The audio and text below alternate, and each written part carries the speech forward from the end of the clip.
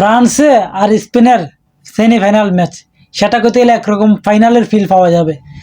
কিন্তু এই ম্যাচে কেউ কাউকে চার দিবে না, বিশেষ করে তো ফ্রান্স স্পেনকে তো চার দিবে না। কারণ গত ইউফা কাপও ফ্রান্স কিন্তু ফাইনালও স্পেনের সাথে হাইরা গেছে। স্পেনের সামনে যতবারই ফ্রান্স মুখোমুখি হয়েছে ততবারই হারছে। কিন্তু ফ্রান্স বিশেষ করে ওয়ার্ল্ড কাপে যেভাবে অ্যাগ্রেসিভ গতিতে খেললে আইতেছে, সেই হিসাবে ফ্রান্স কইতে স্পেনকে উড়াই দিয়ে দিবে। কিন্তু স্পেনের সাথে তাদের স্টোরিটা মানানসীন না, মানে স্পেনের সাথে যতবারই মুখোমুখি হয়েছে ততবারই ফ্রান্স হারছে।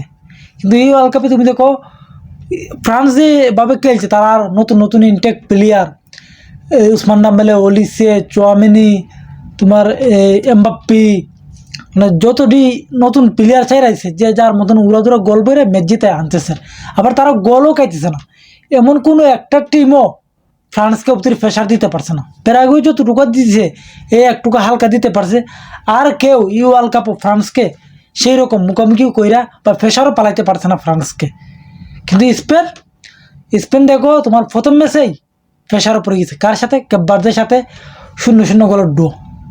কিন্তু প্রত্যেকটা ম্যাচে কইতে গেলে স্পেন গোল খাইতেছে, গোল দিতেছে, গোল খাইতেছে, গোল দিতেছে। তারা কীভাবে জিতেছে? 1-0 গোলে, 2-1 গোলে বা 1 গোলে।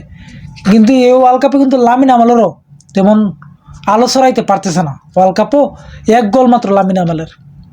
তারা হায়েস্ট টেকারকে মিকেল হাতে 5 গোল করছে, মানে যে কোথায় নাই খেলা সে গোল করে বই থাকছে স্পেনের ইয়া।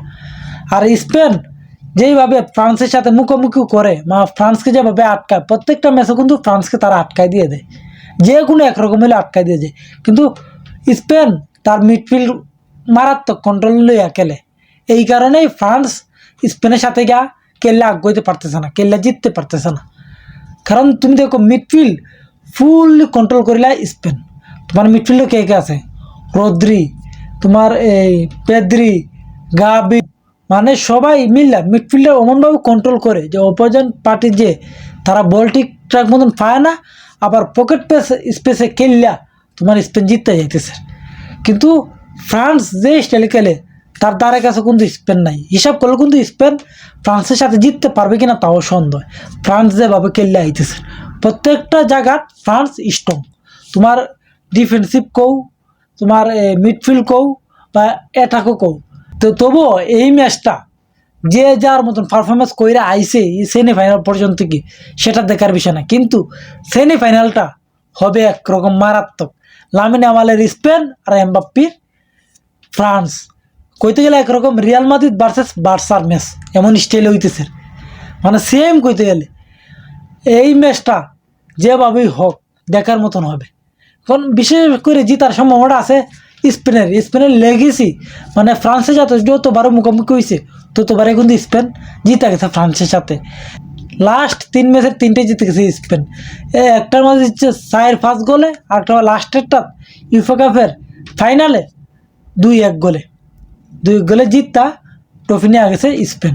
তো সেই হিসাবে ফ্রান্সের কিন্তু স্পেনের সাথে তাদের রেকর্ড খুবই বাজে, মানে স্পেনের সাথে তারা জিততেই পারতেছে না যতটাই করো না কেন। এখন দেখার বাকি যে স্পেন জিতে না ফ্রান্স জিতে। আর আপনারা সবাই কমেন্টে বলে যান কে জিতবে, ফ্রান্স নাকি স্পেন।